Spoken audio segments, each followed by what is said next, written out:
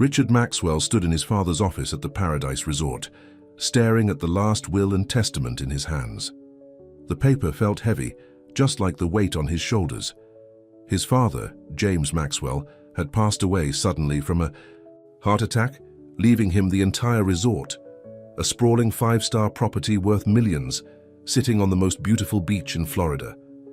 "I still can't believe he left everything to me," Richard said to Walter Green, his father's longtime lawyer and friend. "What about Thomas? He's been managing this place for the past 10 years. Walter adjusted his glasses and leaned back in the leather chair. "Your brother Thomas will keep his position as general manager, but your father was very clear. You get controlling ownership of the resort." Richard ran his hand through his dark hair, feeling overwhelmed. At 45, he'd spent his life building his own technology company in California, barely visiting the family business. Now here he was, expected to take over Paradise Resort, the crown jewel of luxury hospitality in Palm Beach. "There's something else," Walter said, pulling out another envelope. "Your father left this letter for you. He asked me to give it to you privately." Richard took the envelope, his hands trembling slightly as he opened it. His father's familiar handwriting filled the page. "My dear son, if you're reading this, I'm no longer here. I know the resort coming to you might seem strange, since you've built your own path away from it, but I have my reasons. Paradise Resort isn't just about luxury and profits. It's about the people who make it work, from the housekeepers to the gardeners, from the kitchen staff to the front desk. I built this place with them, not just for wealthy guests. I worry that some things have changed in recent years. Call it an old man's intuition, but something doesn't feel right. The numbers look good on paper, but the soul of the place seems different. I'm asking you to do something before you decide what to do with the resort. Work there yourself, from the bottom up. Not as Richard Maxwell, the new owner, but as someone ordinary. See how things really work when no one knows who you are. You always had a good heart, son. That's why I'm trusting you with this. Love, Dad." Richard folded the letter, his mind racing. His father had always been unconventional, but this request was unexpected. Still, he owed it to him to at least try. "Walter, I need your help with something," Richard said, "and this has to stay between us." 2 weeks later, Rick Matthews, not Richard Maxwell, arrived at Paradise Resort with a work application. His new identity came with a simple background, a middle-aged man who'd lost his small business during the pandemic, looking to start over. His designer clothes were replaced with regular department store items, his expensive watch swapped for a simple digital timepiece. The HR manager, Mrs. Peterson, barely looked at him during the interview. "We need people in housekeeping and maintenance. Which would you prefer?" "Maintenance," Richard answered, remembering how he used to help the resort's handyman during summer breaks in his teens. "Fine. You'll start Monday, minimum wage during the 3-month probation period. Don't be late." As Richard left the HR office, he caught a glimpse of his brother Thomas walking through the lobby. Thomas looked different from how Richard remembered. Him, designer suit, slicked back hair, barking orders at staff members who scurried away nervously. One young bellboy dropped a guest's bag, and Thomas's face turned red with anger. "You idiot, that's a $1,000 suitcase. Do you know how much we comp guests when you damage their property?" Thomas shouted, making the young man shrink back. Richard felt his stomach tighten. This wasn't how their father had run things. As he walked to his car, an old Honda he'd bought for his undercover stint, he passed Maria, a housekeeper who'd worked at the resort for over 20 years. He remembered her from his childhood visits. She looked tired, much older than her 50 years. "These new uniforms they make us wear," she was saying to another housekeeper, "they charge us for them, and now they cut our breaks too. 20 rooms. To clean in 8 hours, it's impossible without cutting corners." That night in his rented studio apartment, his beachfront condo would have been too suspicious. Richard looked at his father's letter again. Maybe the old man had been right. Something was very wrong at Paradise Resort, and he needed to find out what. Monday morning came early. Richard put on the maintenance uniform and reported to his supervisor, Joe, a gruff man in his 60s who'd apparently worked at the resort even longer than Maria. "Follow me around today, learn the basics," Joe said. leading him through a maze of service corridors. "And remember, we're invisible. That's the first rule here now. Guests shouldn't see us working. Management says it ruins the luxury illusion." As they worked fixing a broken AC unit in one of the Ocean View suites, Joe gradually opened up. "Used to be different when old Mr. Maxwell was around. He knew everyone's names, asked about our families. These days, we're just numbers on a spreadsheet." Richard learned more in that first day than he had from any financial report. He saw housekeepers rushing through rooms, maintenance requests piling up because they were understaffed, and employees looking exhausted and demoralized. In the staff cafeteria, a dim room in the basement with broken chairs and a flickering light, he heard stories about reduced benefits, increasing workloads, and a management team focused solely on cutting costs while raising room rates. That evening, his muscles aching from real physical work, Richard sat down at his small rental apartment's kitchen table and started taking notes. His father had been right. The soul of Paradise Resort was suffering, but it went deeper than that. From what he'd seen and heard, there might be serious labor violations happening. As he got ready for bed, Richard thought about Maria, Joe, and all the other employees he'd met. They were the heart of the resort, just as his father had said. And tomorrow he'd learn more about what exactly had gone wrong with his family's legacy. Looking out his window at the distant lights of Paradise Resort glittering along the beach, Richard made a promise to himself and his father's memory. He would get to the bottom of this no matter what it took. The question was, how deep did the problems go, and who was responsible for turning his father's dream into this nightmare? Richard's second week at Paradise Resort started with a broken pipe in the spa area. As he worked with Joe to fix it, splashing through ankle-deep water, he couldn't help but notice how the expensive marble floors were cracking. The whole maintenance department had only 3 people now, Joe explained, down from 8 when Richard's father ran things. "Watch out for Amanda," Joe whispered as they worked. "She's Thomas's eyes and ears around here." Amanda Parker was the new operations manager, a sharp-dressed woman in her 30s who seemed to appear out of nowhere whenever something went wrong.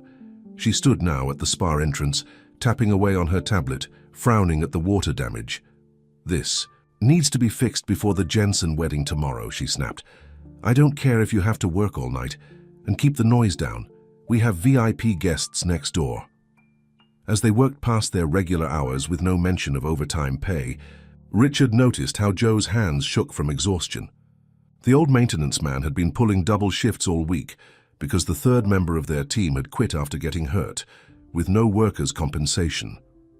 "Should have reported that injury," Joe muttered, wrapping a pipe. "But last guy, who filed for workers' comp, got fired a week later. Said it was for being late, but we all knew the truth." During his lunch break, Richard sat in the employee cafeteria with Maria, the housekeeper he remembered from his childhood. She didn't recognize him as the owner's son, but she treated everyone with motherly kindness, sharing her homemade empanadas. "My daughter Isabel works here too now," Maria said, pointing to a young woman in a housekeeping uniform. "She's trying to save for college, but with what they pay us..." She shook her head sadly. Isabel looked barely 20, but her eyes had the same tired look as the other staff. Richard watched her rush through her break, barely touching her food before hurrying back to work. That afternoon, while fixing an electrical outlet in the resort's accounting office, Richard overheard a conversation that made his blood run cold. Amanda was speaking to his brother Thomas in the adjacent room. "The new spa packages are bringing in record profits," Amanda was saying. "Nobody needs to know we're using diluted products, and the maintenance cutbacks saved us a fortune last quarter." "Good," Thomas replied. "Keep pushing the premium prices. These rich idiots will pay anything for exclusivity. Just make sure the staff keeps their mouths shut about the cutbacks. Increase the workload if you have to. People who are exhausted don't have energy to complain." Richard's hands tightened on his tools. This wasn't just about poor management. They were deliberately deceiving guests and exploiting workers. He thought about the spa clients paying top dollar for watered-down treatments, the overworked staff, the safety violations. His father would have been heartbroken. Later that evening, as he was finishing up his shift, Richard saw something that made him pause. Isabel, Maria's daughter, was crying in the service corridor.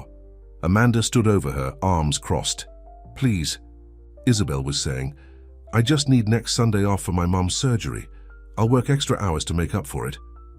"You know the rules," Amanda replied coldly. "No schedule changes without 2 weeks' notice. If you don't show up, don't bother coming back Monday." Richard wanted to step in, to reveal who he really was and put an end to this, but he knew he needed more evidence. This was bigger than individual incidents. It was a systematic dismantling of everything his father had built. That night, he made a phone call to Walter, his father's lawyer.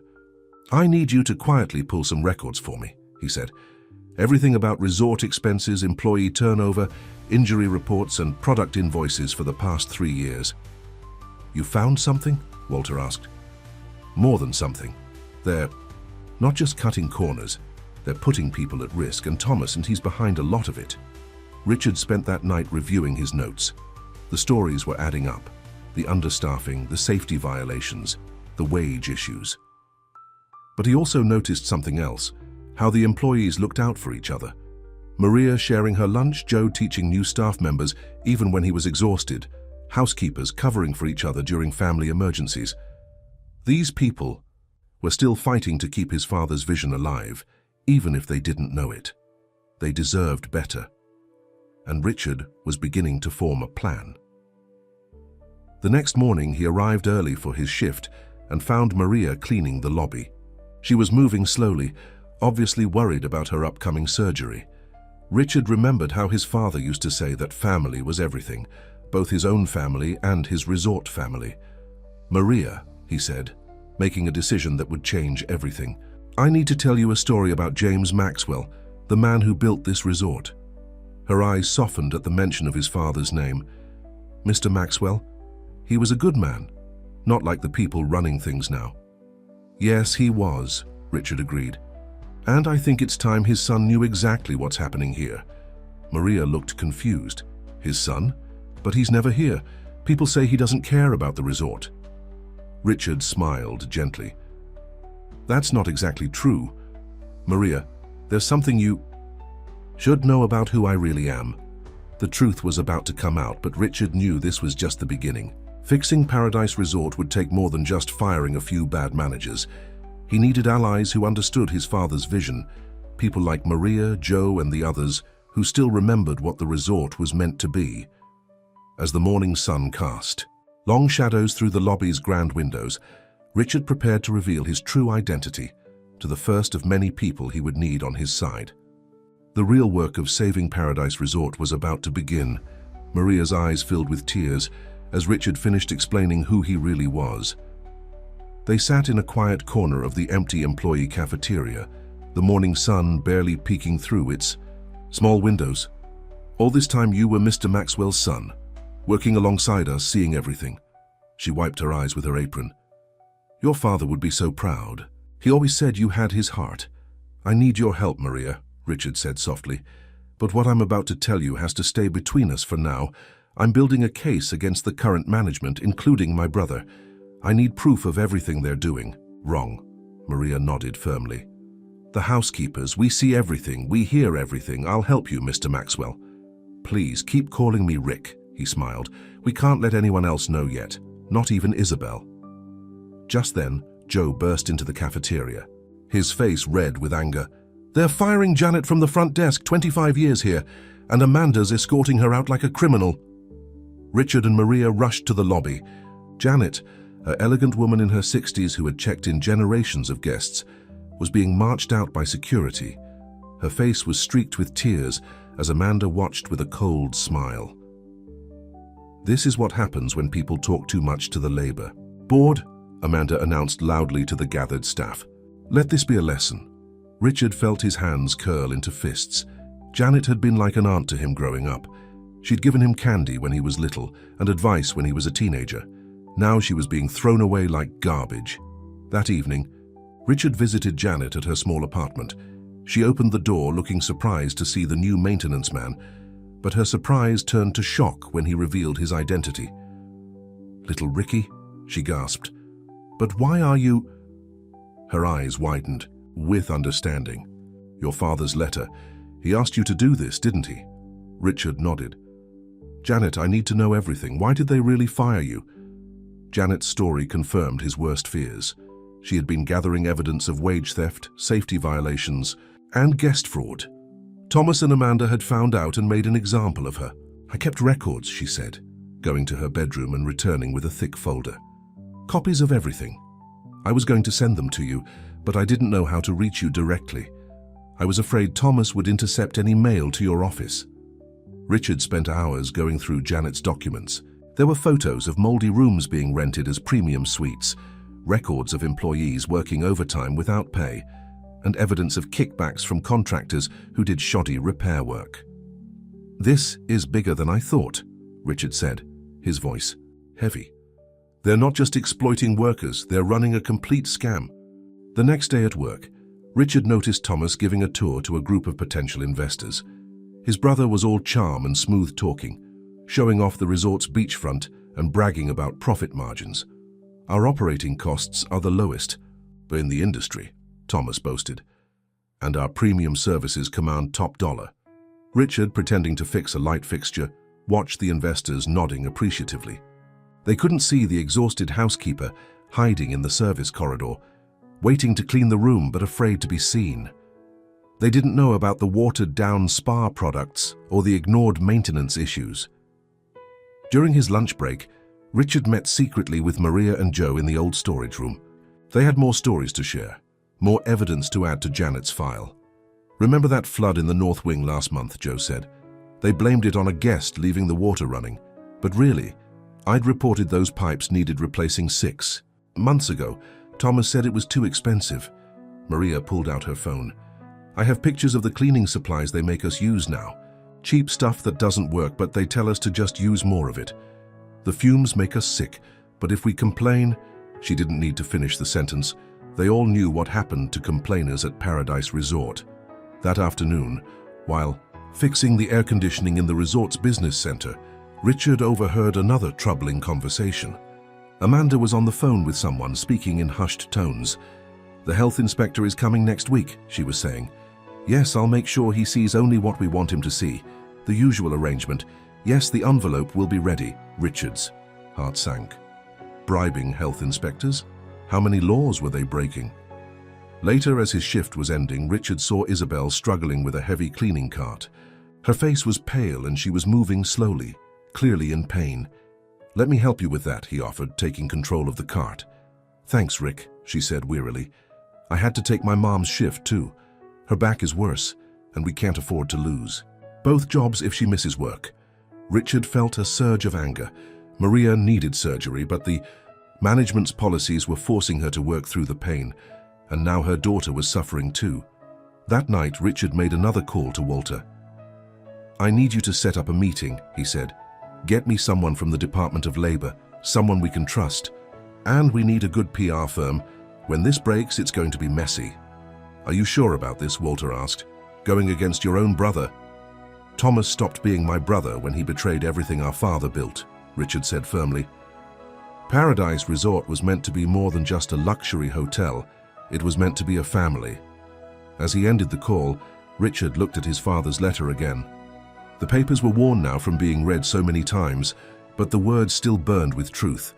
His father had known something was wrong, had trusted Richard to make it right. I won't let you down, Dad, he whispered. Tomorrow would bring more discoveries, more evidence to gather.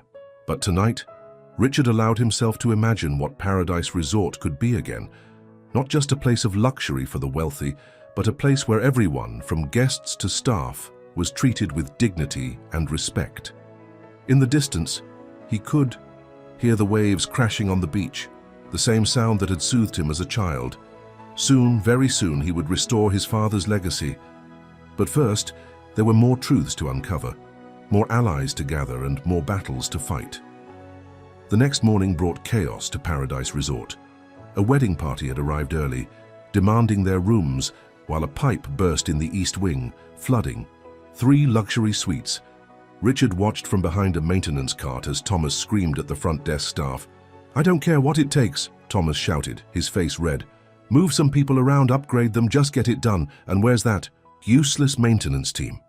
"Right here, sir," Joe answered, stepping forward with Richard. "But we warned you about those pipes last month." Thomas turned his glare on them. "Just fix it, and clean up this mess before the wedding party sees it." As they worked on the pipes, Richard and Joe could hear Amanda smooth-talking the wealthy father of the bride in the lobby. "Of course we'll upgrade the entire wedding party to Ocean View Suites, Mr. Robertson. Paradise Resort prides itself on exceeding expectations." "More like hiding expectations," Joe muttered, knee-deep in water.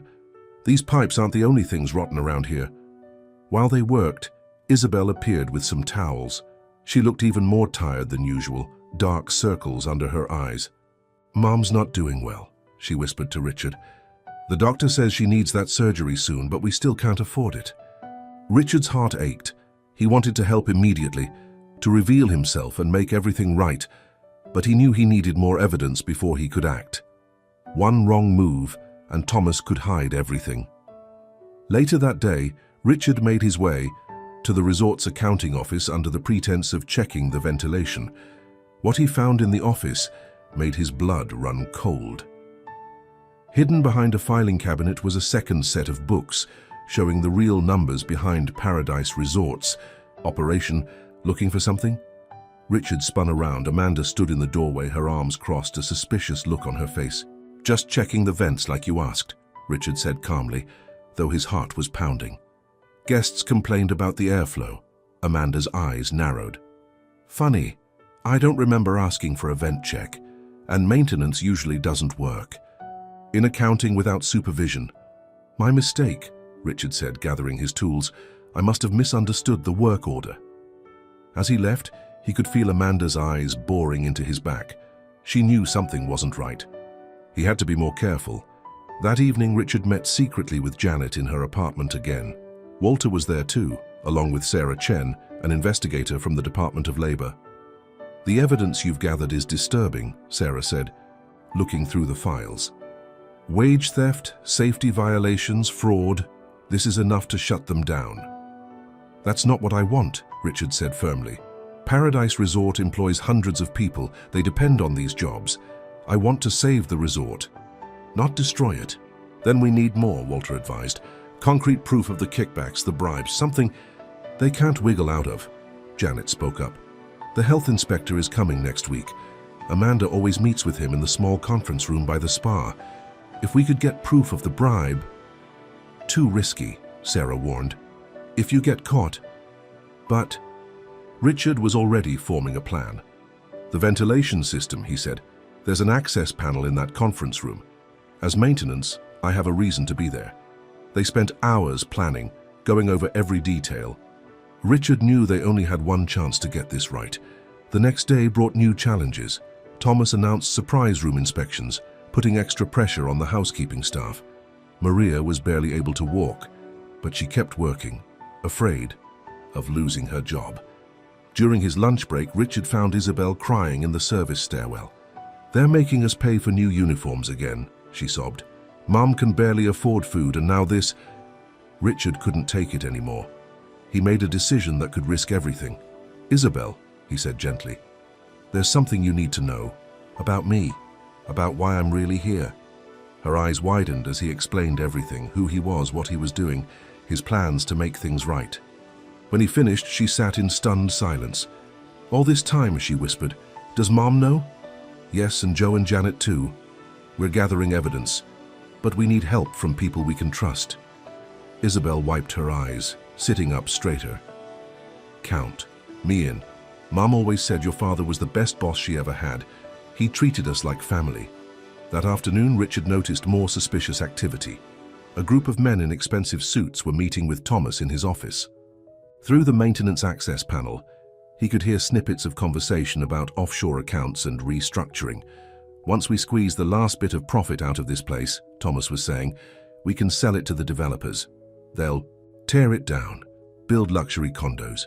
We'll all make a fortune." Richard felt sick. This was Thomas's end game, destroy their father's legacy completely. The resort wouldn't just be ruined, it would be erased. That night after his shift, Richard sat in his small apartment with his father's letter. "I won't let them do it, Dad," he promised. "Paradise Resort isn't just a building or a business.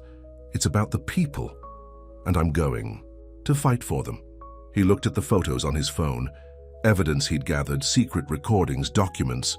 Soon it would be enough. Soon he could act. But first he had one more card to play. Opening his laptop, he began typing an email to an old friend at the Miami Herald. The subject line read, "Exclusive story, Paradise Lost, the corruption behind Florida's most famous resort." The pieces were falling into place. But Richard knew the hardest part was still to come. Tomorrow he would have to face not just his brother's corruption, but the legacy of the Maxwell name itself. And this time, there would be no turning back. The health inspector was due to arrive at Paradise Resort in just 2 hours. Richard had positioned himself near the small conference room early, pretending to work on the air conditioning system. His heart was beating fast, but his hands remained steady as he set up the small recording device Walter had provided. Remember, Janet had told him that morning during their secret meeting, Amanda always uses the same routine. She'll offer coffee, close the blinds, and then hand over the envelope. Through the vent, Richard could hear Amanda's heels clicking on the marble floor as she prepared the room. He watched her place an envelope in the desk drawer, thick with what he assumed were bribe money. Suddenly his radio crackled. "Rick, we need you in the north wing immediately," Joe's voice came through. "Serious water damage in room 412. Richard's stomach dropped. He couldn't leave now, not when they were so close to getting proof. But refusing to respond would look suspicious. Just then, Isabel appeared in the service corridor. She'd been briefed on the plan. "Go," she whispered. "I'll accidentally spill coffee in there right after they're done. It'll give you a reason to come back and check the recording." Richard nodded gratefully and hurried to the north wing. The water damage was real, a bathroom flood that was seeping into the carpet. As he worked to fix it, his mind was on the conference room and what might be happening there. An hour later, his radio crackled again. "Cleanup needed in the small conference room," came Amanda's irritated voice. "Some idiot spilled coffee everywhere." Richard grabbed his tools and rushed back. Isabel had done her part perfectly. As he pretended to check for water damage near the vent, he retrieved the recording device. They had their proof. But the day's revelations weren't over. While working near Thomas's office later that afternoon, Richard overheard another conversation that chilled him to the bone. "The deal is almost done," Thomas was saying to someone on the phone. "Once the health inspection is cleared, the developers will make their final offer. Yes, we'll handle the staff layoffs quietly. No need for bad publicity." Richard's hands tightened on his wrench. The developers weren't just planning to buy the resort. They were going to fire everyone first. All these people would lose their jobs, their healthcare, everything. That evening, Maria collapsed while cleaning room 614. Richard was nearby when he heard Isabel's scream, "Mom!"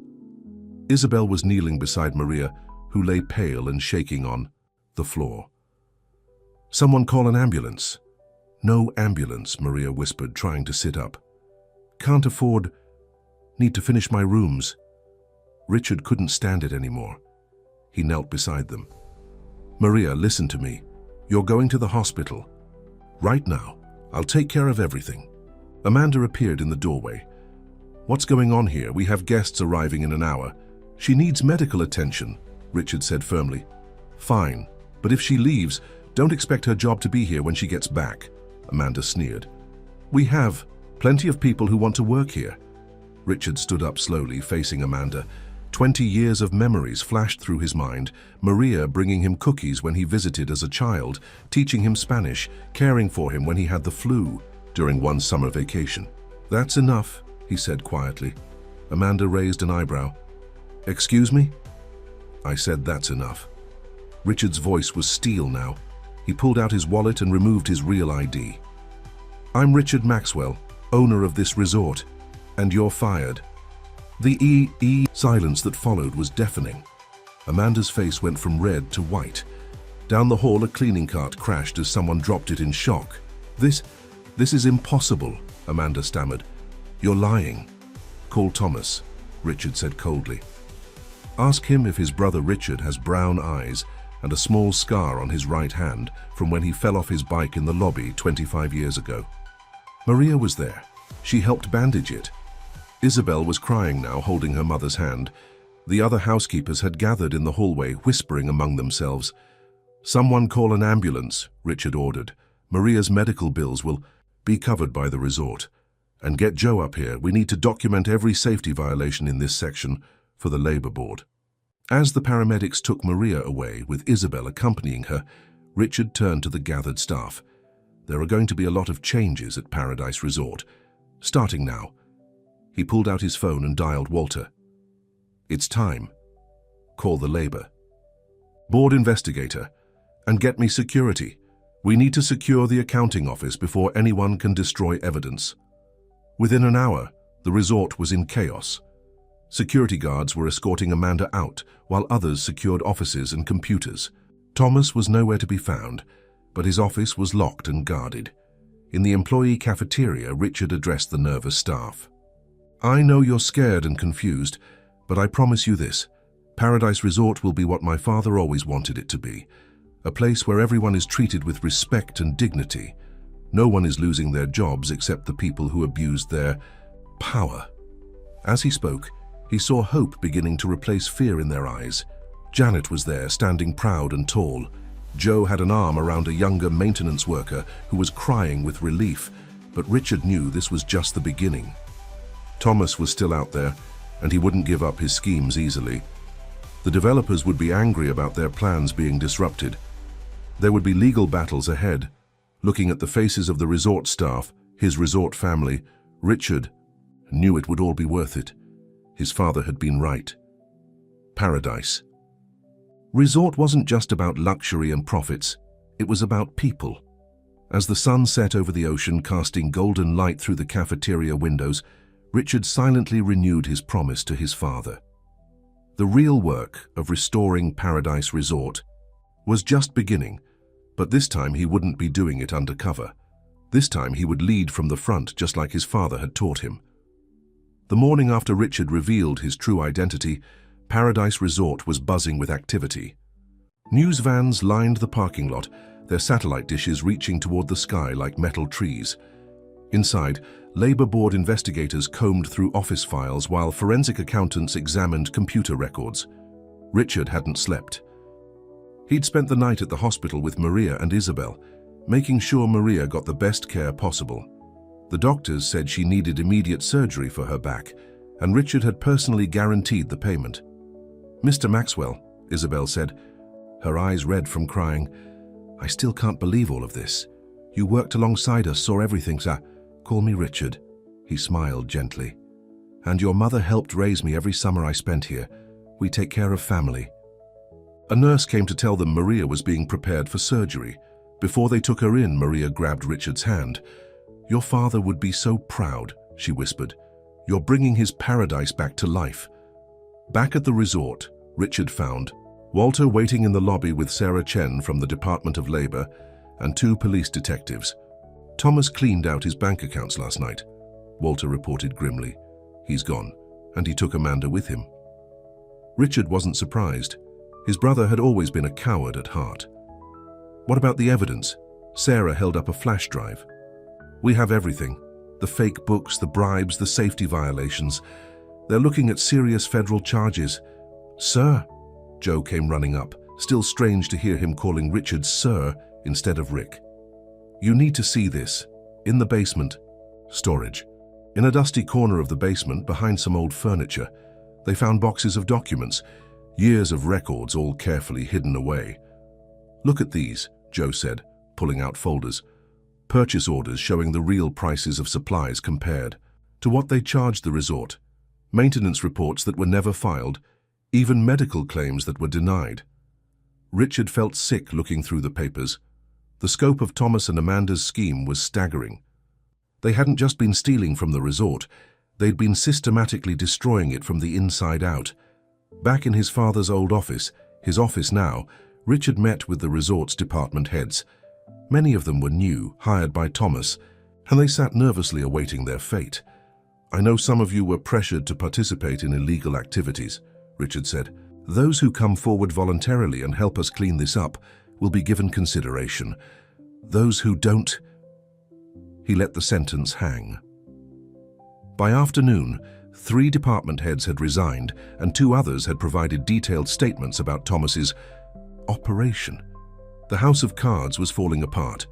Janet had been reinstated as front desk manager, her first act being to call all the guests who had been overcharged or given substandard services. The resort would make it right, whatever it cost. "The Jensen wedding party is still here," Janet reported. "They've heard about everything, and they're demanding to speak with you." Richard braced himself for an angry confrontation. But Mr. Jensen, the father of the bride, surprised him. "My wife and I honeymooned here 30 years ago," he said. "James Maxwell personally made sure everything was perfect. When we heard what you did, working undercover to save this place, well, we'd be honored to have our daughter's wedding here, the real Paradise Resort." Not everyone was as understanding. The developers Thomas had been dealing with sent their lawyers, threatening lawsuits. Richard stood his ground. "Paradise Resort isn't for sale," he told them firmly. "Not now, not ever. And if you want to sue us for backing out of an illegal scheme, go ahead. I'm sure the press would love to hear all about it." The lawyers left quickly after that. By evening, Richard was exhausted but couldn't rest. He walked the grounds, remembering summers spent running these paths as a child. Near the beach, he found Joe teaching a young maintenance worker how to properly repair a deck railing. "Doing it right this time," Joe said with a grin. "No more cutting corners." In the kitchen, the chef who had been forced to use inferior ingredients was throwing them out, making room for quality supplies. "Tonight's dinner will be what Paradise Resort should serve," he declared proudly. The housekeepers were organizing their own revolution, led by Isabel, who had returned from the hospital full of purpose. They were documenting every shortcut they'd been forced to take, every safety hazard they'd been told to ignore. Richard's phone rang. It was a reporter from the Miami Herald. "Mr. Maxwell, we're running the story tomorrow. Any comment about your brother's disappearance or the federal investigation?" "Just this," Richard said. "Paradise Resort was built on the idea that luxury isn't just about marble floors and ocean views. It's about treating every person, guest or employee, with dignity and respect. We lost our way for a while, but we're back now, and we're going to do things right." After hanging up, Richard walked to the beach. The sun was setting, painting the sky in brilliant oranges and pinks. He thought about his father, about the letter that had started all of this. A movement caught his eye. An old couple was walking along the beach, holding hands. Richard recognized them. They'd been coming to Paradise Resort every year for decades. "Mr. Maxwell," the woman called out, waving. "We just heard the news. We were so worried the resort would be sold. This place, it's special to us." "It's special to all of us," Richard agreed, "and it's going to stay that way." Later that night, in the employee cafeteria, which he'd already ordered to be renovated, Richard sat with Joe, Janet, and Isabel, sharing a late dinner. "The police think Thomas and Amanda flew to the Cayman Islands," Janet reported. "They had accounts there. They'll be found," Richard said confidently. "But that's not what matters right now. We have a resort to rebuild." Isabel's phone buzzed. "Mom's out of surgery," she said, relief flooding her face. "The doctors say it went perfectly." Richard smiled. One small victory in what would be a long battle. Paradise Resort wasn't just a business to be saved. It was a family to be healed. And healing, he knew, took time, patience, and love. But looking at the determined faces around him, Richard knew they would succeed. His father's dream wouldn't just survive, it would thrive. Paradise Resort would rise again, stronger and more beautiful than ever. Outside, the ocean waves kept their steady rhythm, a reminder that some things never changed, like the promise of a new day and the power of doing what was right. A week after Richard's revelation, Paradise Resort was slowly finding its new rhythm. Maria was recovering well from her surgery, calling Isabel every few hours to check on things. The media circus had died down, but the real work was just beginning. Richard sat in his office reviewing the stack of resignation letters from managers who had been part of Thomas's scheme. Each departure meant another position to fill, another department to rebuild. "We have a situation," Janet said, hurrying into the office. "Remember Susan Parker, Thomas's old secretary?" Richard nodded. Susan had quit the day after his revelation, claiming family problems. She just called from Miami Airport. Says she has information about Thomas and Amanda's plans. Important information, but she's scared. Within an hour, Richard and Walter were sitting with Susan in an airport coffee shop. She looked nervous, constantly checking over her shoulder. They had a bigger plan, Susan said, her hands shaking as she held her cup. The resort wasn't the only target. Thomas and Amanda were working with a network of corrupt managers at other luxury hotels. They called it Operation Paradise Lost. She pulled out a USB drive. Everything's here. Account numbers, contacts, their whole operation. I kept copies of everything, just in case. When I saw you working as maintenance, saw how you cared about the staff, I knew I had to help. Back at the resort, the USB drive revealed a shocking conspiracy. Thomas and Amanda had been part of a sophisticated scheme targeting luxury resorts across Florida. They would infiltrate management, cut costs, exploit workers, and then sell the properties to developers at inflated prices. My God, Walter whispered, looking at the files. There are at least 6 other resorts involved, thousands of workers being cheated. Richard immediately called Sarah Chen from the Labor Department. This was bigger than Paradise Resort now. Meanwhile, the resort was dealing with its own challenges. The Jensen wedding was in full swing, and Richard was determined to make it perfect, the way his father would have wanted. He found Isabel directing the housekeeping team, her clipboard filled with notes. "Mum's been coaching me over the phone," she smiled. "Says if she can't be here, she'll make sure I know everything she knows." The wedding setup was flawless. Fresh flowers filled the ballroom, their scent mixing with the ocean breeze. The linens were crisp and perfect. The silver gleamed, and every detail was exactly right.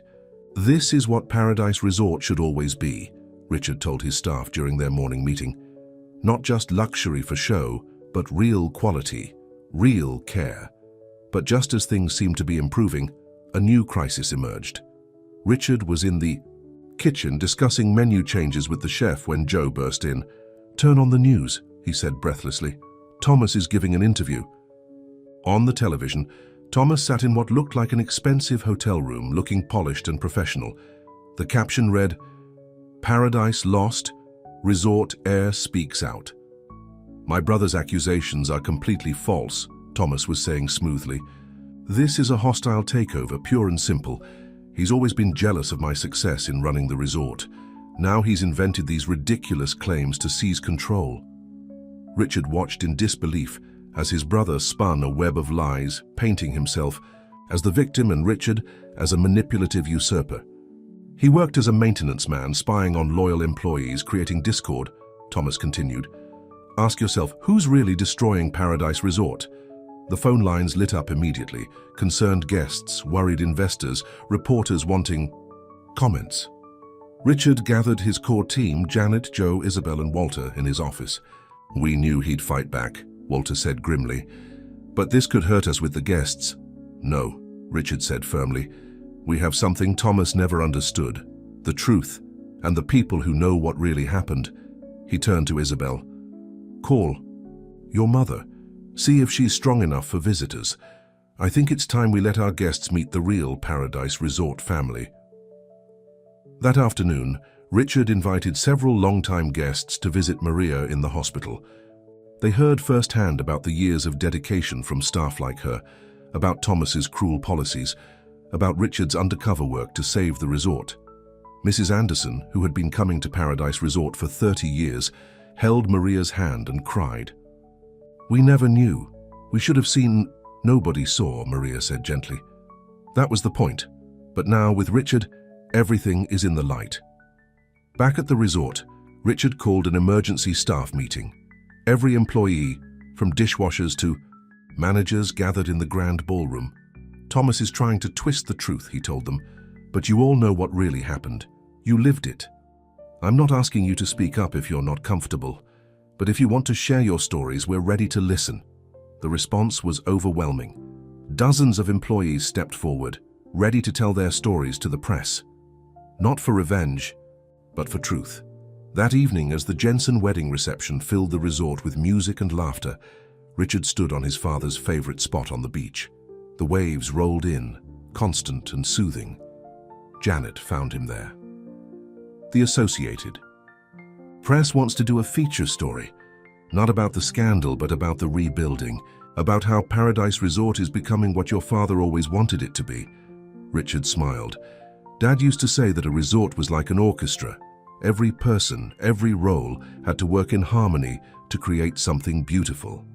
As if to emphasize his words, the wedding music drifted down to the beach. Inside, guests were dancing, staff were working with pride, and the resort was alive with the energy of renewal. Thomas never understood that, Richard continued. He saw numbers on a spreadsheet. But Paradise Resort was always about people. The sun was setting, painting the ocean in gold.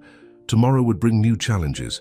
Thomas's accusations would have to be answered, his conspiracy exposed. But tonight, watching the joy on the faces of guests and staff alike, Richard knew they were on the right path. Paradise Resort wasn't just being restored, it was being reborn. And this time it would be stronger than ever, built on a foundation of truth, respect, and the kind of care that money couldn't buy. The morning headlines hit like a tidal wave. Resort war, brother versus brother. Richard's phone hadn't stopped, ringing since dawn. Thomas's interview had sparked a media frenzy, but something unexpected was happening. For every negative story, there were 3 positive ones. Look at this, Janet said, spreading out newspapers in Richard's office. Our housekeeper's stories are going viral. Social media is filled with former guests sharing memories of your father and the old Paradise Resort. People are choosing sides, and they're choosing us. Richard was reading emails from other resort owners across Florida. Susan Parker's revelations about Operation Paradise Lost had sent shockwaves through the industry. 3 other resorts had already launched internal investigations. Mr. Maxwell? A young bellhop knocked on the door. There's someone here you need to meet. In the lobby stood an elegant woman in her 60s, her silver hair perfectly styled. Richard recognized her immediately from old photos. Margaret Chen, his father's former business partner. I've been watching the news, Margaret said, giving Richard a warm hug. James would be so proud of you, dear, and I think it's time I shared something he asked me to keep safe. From her designer handbag, she pulled out a leather-bound notebook. Your father kept detailed records of everything. When Thomas started making changes 3 years ago, James noticed things weren't adding up. He documented everything. Richard's hands trembled as he opened the notebook. Pages of his father's neat handwriting detailed suspicious transactions, questionable hiring decisions, and notes about Thomas's changing behavior. The last entry was the week before he died, Margaret said softly. He wrote that he was going to confront Thomas the next day. The heart attack, Richard whispered. The implications hit him hard. Had the stress of discovering his son's betrayal contributed to his father's death? The notebook was a goldmine of information. Walter immediately began working with the investigators, connecting James Maxwell's observations with their current evidence. But Thomas wasn't done fighting. That afternoon he held another press conference, this time with Amanda at his side. My brother is destroying our father's legacy, Thomas declared. He's turned our luxury resort into a circus, pandering to disgruntled employees and spreading lies about management. Amanda nodded tearfully beside him. They threatened us, forced us to leave, now they're fabricating evidence. Richard was watching the broadcast in the employee cafeteria, surrounded by his staff. Joe snorted in disgust. Threatened them? The only threats around here came from them. Isabel, who had been quiet, suddenly stood up. I want to tell my story, not just to the investigators, to everyone. Mom too, when she's stronger. The whole world should know what really happened here. Within hours, a film crew from a major news network was setting up in the resort's garden. Richard had insisted that any interviews happen at Paradise Resort itself. Let people see the truth with their own eyes. Maria, still recovering but determined to participate, was brought from the hospital in a wheelchair. One by one, employees shared their experiences. The camera caught every detail, the maintenance logs showing ignored safety issues, the fake invoices, the medical claims that had been denied. But they also shared stories about Richard's time undercover, how he'd helped carry heavy cleaning, carts, fixed broken equipment after hours, listened to their problems and truly cared. He didn't have to do any of that, Maria said. her voice strong despite her weakness. He could have just looked at the books, fired people, made changes from his office, but he chose to understand our lives, to see what we see. The reporter was visibly moved. And Mr. Thomas Maxwell, what would you say to him? Maria looked directly into the camera. I would say he forgot what his father built here. This was never just a fancy hotel. It was a family. As the interviews continued, Richard received an urgent call from Sarah Chen at the Labor Department. We found them, she said excitedly. Thomas and Amanda. They tried to access one of their hidden accounts in the Cayman Islands. Local authorities are moving in. The news spread quickly through the resort. Staff members hugged each other, some crying with relief. But Richard felt strangely hollow. His brother would face justice, but at what cost to their family's name? That evening, as the film crew packed up, Richard walked through the resort. In the spa, the new manager was training staff on proper procedures. The maintenance team was properly repairing long-neglected issues. In the kitchen, the chef was teaching his team new recipes using the quality ingredients they now had access to. Near the beach, he found Mr. Jensen from the wedding party, getting ready to check out. My daughter's wedding was perfect, Mr. Jensen said. But what you're doing here, that's the real paradise, standing up for what's right no matter the cost. Later, in his office, Richard found a surprise on his desk. The staff had created a photo album filled with pictures from his time, working undercover. There he was fixing an AC unit with Joe, helping Maria with her cleaning cart, sharing lunch breaks in the cafeteria. On the last page, they'd written a message.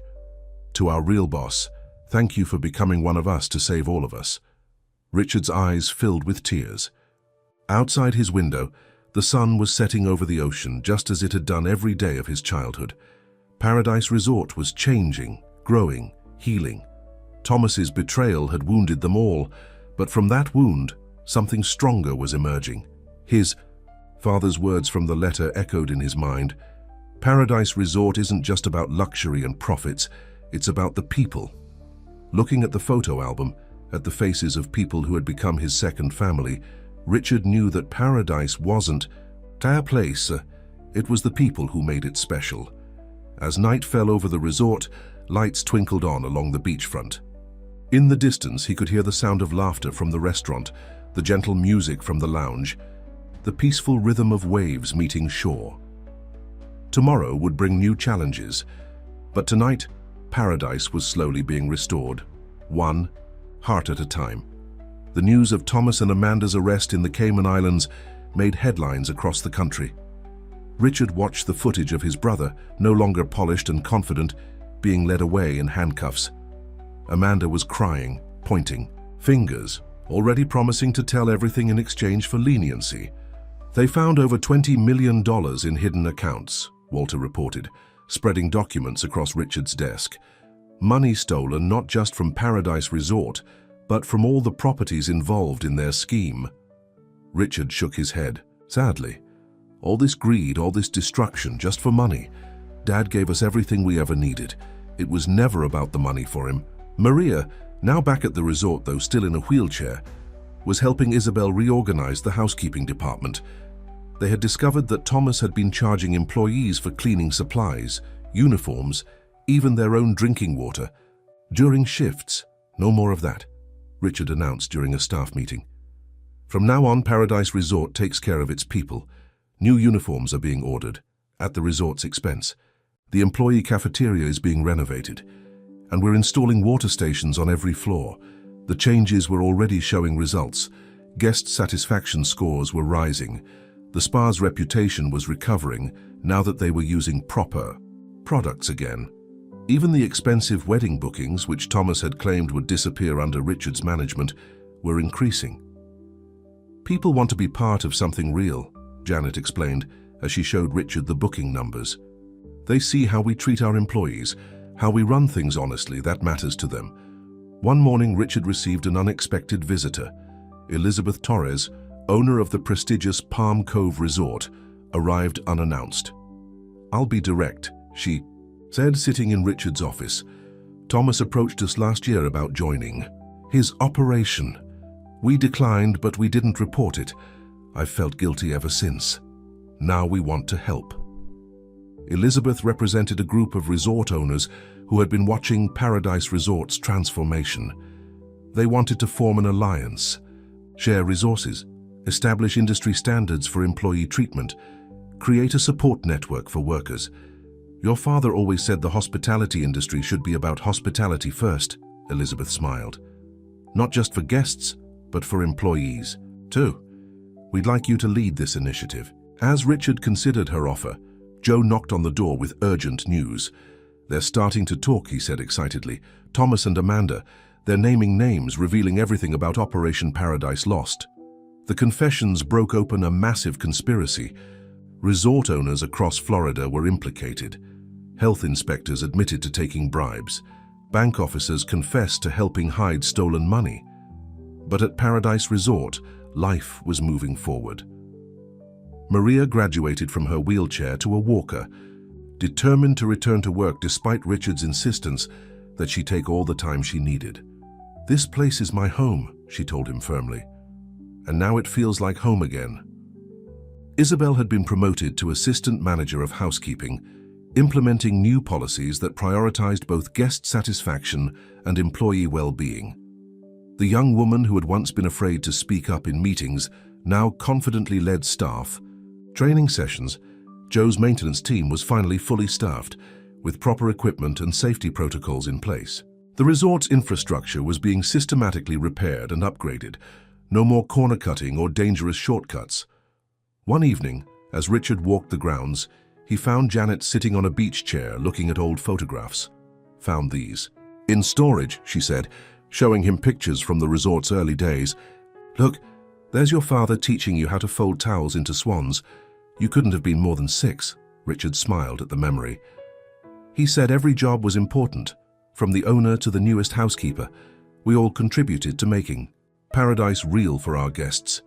The next day brought more developments in the case. Sarah Chen arrived with stacks of documents, Thomas and Amanda's full confessions. "They admitted everything," Sarah said.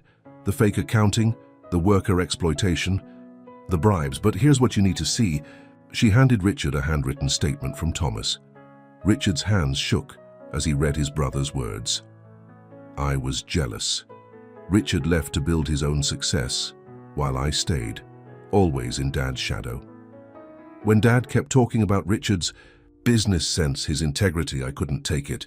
I wanted to prove I could make even bigger profits no matter the cost. I lost myself in the numbers and forgot what Paradise Resort really meant. I forgot what family meant." That night, Richard sat alone in his father's old office, his office now, reading Thomas's confession over and over. On his desk sat the leather-bound notebook their father had kept, documenting his concerns about the resort's changes. A knock at the door interrupted his thoughts. Isabel entered, carrying a tray with coffee. "Thought you might need this," she said. "Mom wanted to bring it herself, but she's still not supposed to carry things." Richard smiled. "How is she doing?" "Better every day. The doctor says she can start working part-time next week, though she's already working full-time, giving me advice." They shared a laugh, and Richard was struck by how much had changed. The fear was gone from Isabel's eyes. The exhaustion had left Maria's face. The resort felt alive again, humming with positive energy. "You know," Isabel said thoughtfully, "when you first started working here undercover, Mom said there was something familiar about you. She said you had kind eyes like your father's. She just didn't realize how right she was." Richard looked out the window at his father's beloved resort. The evening lights were coming on, creating the magical atmosphere Paradise Resort was famous for. But now the magic wasn't just for show, it was real, built on a foundation of respect, care, and genuine hospitality. Somewhere out there, Thomas was facing the consequences of his actions. But Richard's thoughts were here, with his resort family, with the legacy his father had built and that he had helped restore. The ocean breeze carried the sound of laughter from the beach, where a group of guests was enjoying the sunset. In the lobby, Janet was training a new front desk clerk, passing on her years of experience. Joe's maintenance team was finishing their evening checks, making sure everything was perfect for another day in Paradise. This was what his father had meant in that letter, Richard realized. Paradise wasn't about luxury or profit margins. It was about people coming together to create something beautiful, something meaningful. It was about family, not just by blood, but by choice. Tomorrow would bring new challenges, new opportunities, to prove that business could be both profitable and ethical. But tonight, Paradise Resort was exactly what it was meant to be. A place where everyone, guest and employee alike, could find their own piece of paradise. 1 year had passed since Richard first walked into Paradise Resort as a maintenance man. The morning sun sparkled on the newly renovated fountain in the main courtyard, where the resort staff was gathering for a special celebration. Maria, fully recovered and back at work, stood proudly beside Isabel as they unveiled the new employee. Recognition wall in the lobby. Photos of long-time staff members lined the wall, along with their stories and years of service. In the center hung a portrait of James Maxwell, Richard and Thomas's father, with his favorite saying, "Paradise is not a place, it's the people who make it special." "Your father would have loved this," Maria said, squeezing Richard's hand. "He always said we were all family here." The resort had been transformed over the past year. The employee cafeteria was now a bright, welcoming space with healthy food options and comfortable seating. New staff housing had been built nearby, offering affordable apartments for workers who couldn't afford the area's high rents. A daycare center for employees' children operated in what used to be Thomas's lavish private office suite. Janet approached with a newspaper. "They've reached a verdict," she said quietly. Richard took a deep breath and read the headline. Thomas and Amanda had been sentenced 8 years in federal prison for fraud, embezzlement, and labor violations. The article mentioned that Thomas had shown remorse, volunteering to testify against other corrupt resort operators. "He wrote to me again," Richard told Janet, "wants to meet." After months of silence, Thomas had started sending letters from prison. The first ones were angry, blaming everyone else, but gradually they changed. The last one had been different. A genuine apology, not just to Richard but to the entire resort staff. Joe came hurrying over, his maintenance uniform now bearing the title Chief of Operations. "Everything's ready for tonight," he reported. "The beach setup is perfect and the weather report looks good." Tonight was special, Paradise Resort's 50th anniversary celebration. But it was more than that. It was a celebration of renewal, of justice, of family. The day passed in a blur of activity. Guests noticed something different about Paradise Resort now. The smiling staff didn't seem forced or fearful. The luxury wasn't just on the surface, it was in every genuine interaction, every careful detail. Elizabeth Torres, now a close friend and business ally, arrived early for the celebration. The Resort Owners Alliance she and Richard had formed was changing the industry. Worker protection standards, fair wage guidelines, and ethical management practices were spreading across Florida's luxury resorts. "You've started a revolution," she told Richard. "Other resorts are following your lead. Paradise Lost didn't destroy us. It made us stronger." As evening approached, the beach was transformed. Thousands of twinkling lights created a magical atmosphere. Tables were set with fine linens and flowers. Staff members and their families arrived in their finest clothes, no longer relegated to the background, but honored as essential parts of the Paradise Resort story. Maria's entire family was there, including relatives from Cuba who had flown in, especially for the celebration. Isabel, confident in her new role as head of guest services, directed the evening's activities with professional grace. Joe had brought his grandchildren, who played with the children of other staff members on the beach. Janet, elegant in a blue dress, welcomed guests with the warmth and pride that had made her famous among regular visitors. As the sun began to set, Richard stood to address the gathered crowd. Staff members, guests, industry colleagues, and friends all fell silent. 1 year ago, Paradise Resort was at a crossroads, he began. We could have become another soulless luxury property, caring only about profits. Instead, we chose to remember what my father always knew, that true luxury comes from people caring for people. He gestured to the staff members around him. These people didn't just save Paradise Resort. They showed me what paradise really means. It's not about marble floors or ocean views. It's about dignity, respect, and family. Richard paused, looking out at the ocean. My father used to stand right here and say that every sunset at Paradise Resort was a gift. But the real gift was the family he built here. A family that was strong enough to survive betrayal, brave enough to fight for justice, and kind enough to teach a clueless owner how to be a better person. Tears flowed freely among the audience. Maria held Isabel's hand tightly. Joe stood straight and proud. His maintenance team gathered around him. Janet smiled through her tears. So today we're not just celebrating 50 years of Paradise Resort, Richard continued. We're celebrating the triumph of right over wrong, of care over greed, of family over fortune, and we're making a promise to the next 50 years. He raised his glass. To Paradise Resort, not the buildings, not the business, but the people who make it paradise. The crowd rose in a standing ovation. As if on cue, the sun painted the sky in brilliant colors, creating a sunset more beautiful than any in memory. Later that night, after the celebrations wound down, Richard walked along the beach. He found Maria sitting in a chair near the water, looking at the stars.